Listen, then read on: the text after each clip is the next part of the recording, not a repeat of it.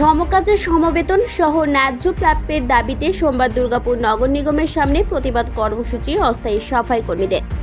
এনআইটিইউসি অনুমোদিত দুর্গাপুর নগর নিগমের অস্থায়ী সাফাই কর্মীরা এই আন্দোলনে সামিল হয়েছিলেন।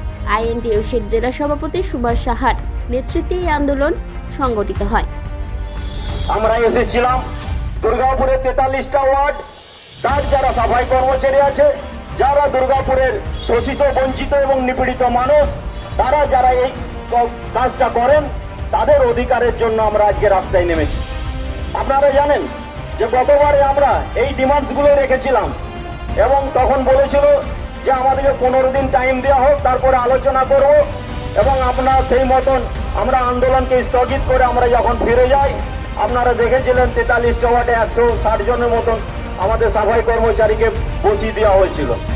পরবর্তীকালে আলোচনার পরিপ্রেক্ষিতে প্রত্যেকটা সাফাই কর্মচারীকে তাদের কাজে ফিরিয়ে দেওয়া হয় এবং যখন আমরা এই আন্দোলনের মধ্যে, এই প্রতিকূলতার মধ্যে দিয়ে যাচ্ছি, তখন নতুন করে দেখলাম ওয়ার্ডে ওয়ার্ডে একটা নতুন করে সাফাই কর্মচারীদের ইউনিয়ন তৈরি করার চেষ্টা হলো। আপনারা জানেন তারা প্রতিশ্রুতি দিয়েছিল গতবারে যে আপনাদের পেমেন্ট 10,000 টাকা করে দেওয়া হবে, বোনাস 6,000 টাকা দেওয়া হবে। 1 বছর হয়ে গেল, অতিক্রান্ত হয়ে গেল, আবার পুজো 10 দিন পরে। আপনারা পেয়েছেন 10,000 টাকা পেমেন্ট আর ইএসআইপিএফ এবং 6,000 টাকা বোনাস? পাননি।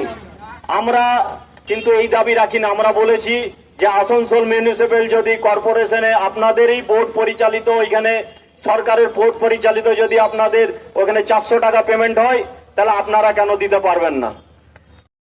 দুর্গাপুরের গান্ধী মোড় থেকে অস্থায়ী সাফাই কর্মীদের একাংশ বৃষ্টি উপেক্ষা করে দাবি আদায়ে মিছিল করে আসে দুর্গাপুর নগর নিগমের সামনে। বিক্ষোভ শেষে দাবি সম্বলিত স্মারকলিপি তুলে দেওয়া হয় দুর্গাপুর নগর নিগমের আধিকারিকদের হাতে। এরপরেও সমস্যা না মিটলে লাগাতার আন্দোলনের হুঁশিয়ারি দিয়েছে আন্দোলনকারী অস্থায়ী কর্মীদের একাংশ। দুর্গাপুর থেকে অনুরাধা সেনগুপ্তের রিপোর্ট, খাঁটি খবর।